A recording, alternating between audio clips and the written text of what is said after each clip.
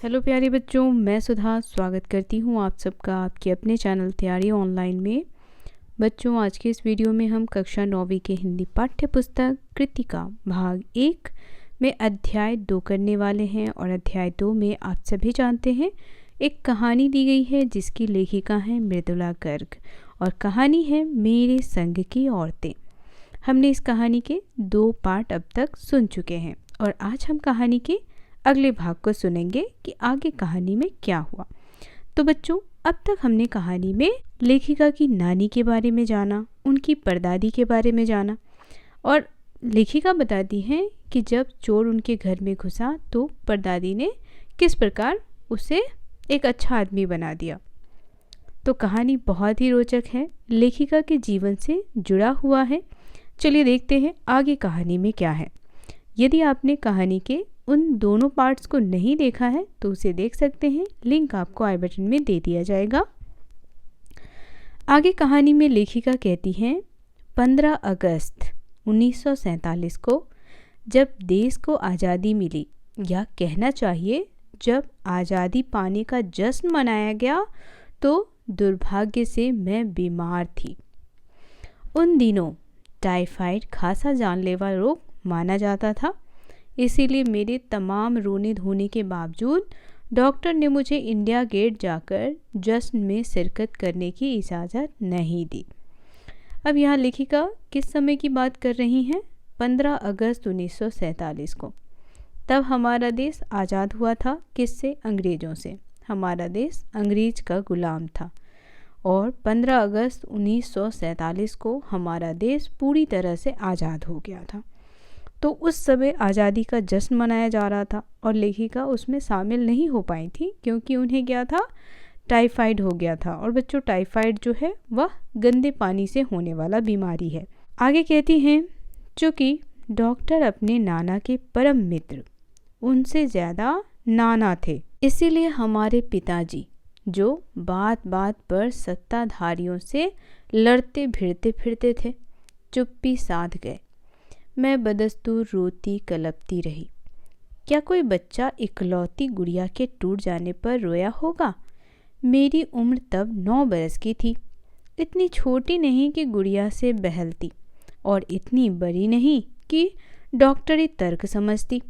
अब लेखिका कहती हैं कि वह उस जश्न में जाने के लिए रो धो रही थी, बहुत जिद कर रही थी अपने पिता से, लेकिन बीमारी की वजह से वह नहीं जा सकती थी क्योंकि डॉक्टर ने मना किया था और डॉक्टर जो हैं वह नाना के परम मित्र थे। तो इस वजह से भी उनके पिताजी ने उन्हें जाने से मना कर दिया। अब पिताजी की बात बताती हैं कि वैसे तो वो जितने भी नेता लोग थे उससे बहुत ही नफरत करते थे, लड़ते झगड़ते रहते थे, लेकिन जहाँ नाना की बात आती थी वह बिल्कुल शांत हो जाते थे। अब लेखिका बताती हैं कि यह उस समय की बात है जब लेखिका की उम्र कितनी थी बच्चों? 9 वर्ष की थी। तो लेखिका कहती हैं, मैं इतनी छोटी भी नहीं थी कि गुड़िया से मेरा मन बहल जाता और मैं इतनी बड़ी भी नहीं हुई थी कि डॉक्टर के तर्क को समझ पाती कि वह मुझे वहाँ जाने से क्यों मना कर रहे हैं। आगे बता रही हैं कि तंग आकर पिताजी मुझे ब्रदर्स कारामजोब उपन्यास पकड़ा गए। किताबें पढ़ने का मुझे मिराग था।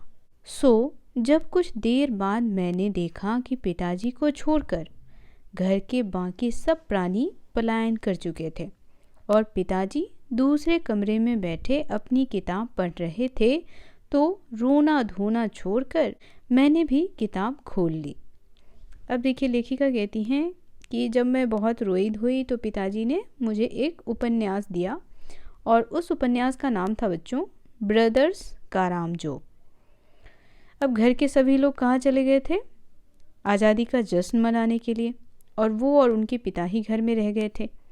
तो अब पिताजी भी बुक पढ़ने में लग गए थे और लेखिका भी उस उपन्यास को पढ़ने में लग गई। एक बार शुरू कर लेने पर उसने मुझे इतनी मोहलत नहीं दी कि दोबारा रोना शुरू करूं या कोई और काम पकड़ूं। उस वक्त ब्रदर्स कारामजोब मुझे देने में क्या तूक थी तब मेरी समझ में नहीं आया। किताब कितनी समझ में आई वह अब तक नहीं जानती, क्योंकि इसके बाद इतनी बार पढ़ी कि सारे पाठ आपस में गड्ढमड्ढ हो गए। कितना पहली बार में पल्ले पड़ा, कितना बाद में, कहना मुश्किल है, पर इतना विश्वास के साथ कह सकती हूँ कि उसका एक अध्याय जो बच्चों पर होने वाले अनाचार अत्याचार पर था, मुझे पहली बार में ही लगभग कंठस्थ हो गया। उम्र के हर पड़ाव पर वह मेरे साथ रहा और मेरे लेखन के एक महत्वपूर्ण भाग को प्रभावित करता रहा। जैसे जादू का कालीन, मेरा नाटक नहीं, वह 3 किलो की छोड़ी जैसी कहानियाँ व कठगुलाब उपन्यास के कई अंश। अब लेखिका कहती हैं कि उन्हें बचपन से ही क्या था, पढ़ने का बहुत ही शौक था। तो जो उपन्यास उनके पिता ने दिया था, जब वह उसे पढ़ने लगी तो फिर उन्हें फुर्सत ही नहीं मिली कि वह कुछ और कर सके। वह उस किताब को कई बार पढ़ती गई, लेकिन उन्हें कितना समझ में आया कितना नहीं आया वह उन्हें खुद ही पता नहीं चला। लेकिन उस किताब में जो बच्चों पर होने वाला अनाचार या अत्याचार पर जो भी बात कही गई थी वह उन्हें कंठस्थ हो गया, यानी वो बातें उन्हें याद हो गई। आगे कहती हैं कि उम्र के हर पड़ाव में उपन्यास उनके लिए बहुत ही महत्वपूर्ण हो गया। उससे उन्हें लेखन कला में भी मदद मिली। माँ जी की मन्नत का असर रहा होगा कि मैं ही नहीं, मेरी चारों बहनें भी लड़की होने के नाते किसी हीन भावना का शिकार नहीं हुई। नानी, माँ और परदादी की परंपरा बरकरार रखते हुए लेख पर चलने से भी इनकार किए रहीं। तो अब लेखिका कहती हैं कि 4 बहनें किस चीज़ में लग गई थी, लेखन कार्य में लग गई थी, और कहती हैं कि ये मेरी परदादी का ही असर था, जिस वजह से उन्हें कभी समाज में हीन भावना का शिकार नहीं होना पड़ा। पहली लड़की जिसके लिए मन्नत मांगी गई थी वह मैं नहीं, मेरी बड़ी बहन मंजुल भगत थी। घर का नाम था रानी, बाहर का मंजुल। लेखिका अवतार हुआ मंजुल भगत, क्योंकि लिखना शादी के बाद शुरू किया और अपना नाम बदलकर पति का ग्रहण करने में कोई हीन भावना आड़े नहीं आई, इसीलिए पैदाइशी जैन नाम छोड़ भगत बनी। तो लेखिका कहती हैं कि परदादी ने जो मन्नत मांगी थी, पहला बच्चा क्या हो उनके घर में, लड़की हो, तो वो हुई थी मंजुल भगत, जो लेखिका की सबसे बड़ी बहन थी, जिन्होंने शादी के बाद लेखन कार्य करना शुरू कर दिया था। हैं कि दूसरे नंबर पर मैं थी, मैं यानी लेखिका मृदुला गर्ग। मैंने भी शादी के बाद लिखना शुरू किया, सो बतौर लेखिका नाम चला मृदुला गर्ग। मुझे याद है जब हमने लिखना शुरू किया उससे कुछ पहले नारीवाद का चलन हुआ था। शादी के बाद नाम न बदलने का रिवाज उसी ने चलाया था। अब देखिए लेखिका कहती हैं कि दूसरे नंबर पर लेखिका थी जो शादी के बाद लिखना शुरू करी थी, और कहती हैं कि जब मैंने लिखना शुरू किया था तो उस समय क्या था, नारीवाद का चलन। जैसे क्या होता है कि पहले जो शादी हुआ करती थी तो उसमें होता था कि लड़की को पति का नाम भी अपना लेना होता था। तो उस समय जो नारीवाद चलाया गया था उसमें यह था कि लड़की अपना नाम नहीं बदलेगी और अपने पति का नाम नहीं जोड़ेगी, उसका जो नाम है वही बेहतर है। तो इस तरह से कुछ उस समय हुआ था। आगे कहती हैं कि मन्नू भंडारी का हवाला देकर हमसे पूछा भी जाता था कि आप लोग इतनी पोंगापंथी घर घुस्सू क्यों हो, नाम क्यों बदला। हमारे पास इसका कोई ढंग का जवाब नहीं होता।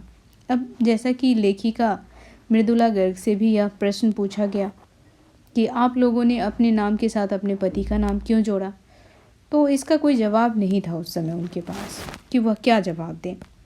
आगे लेखिका कहती हैं अब भी नहीं है, उस समय भी नहीं था और अब भी नहीं है, पर नाम बदलने से अपने व्यक्तित्व का कोई नुकसान होते मैंने नहीं देखा। पूछने को तो पिताजी से लोग यह भी पूछते थे, 5 बेटियों से आपका मन नहीं भरा जो हर बेटी के 2-2 नाम रख छोड़े हैं। मुझसे छोटी बहन का घर का नाम है गौरी और बाहर का चित्रा। वह नहीं लिखती।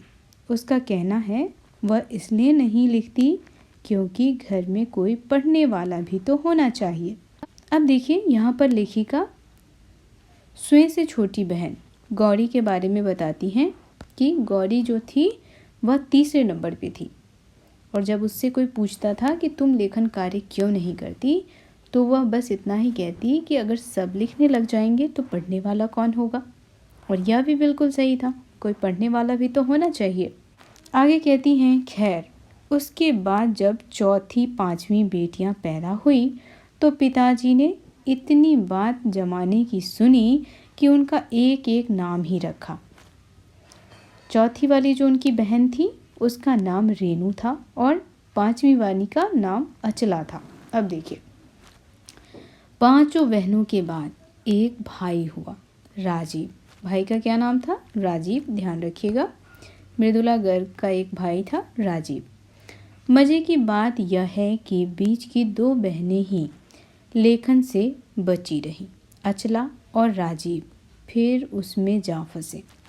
अब कहती हैं कि जो चौथे और पांचवें नंबर पर उनकी बहन थी रेनू और अचला, वो लेखन कार्य नहीं करती थी और राजीव भी नहीं करता था। लेकिन बाद में जो उनकी पांचवें नंबर की बहन थी अचला और उनका भाई राजीव, वह भी लेखन कार्य से जुड़ गए थे।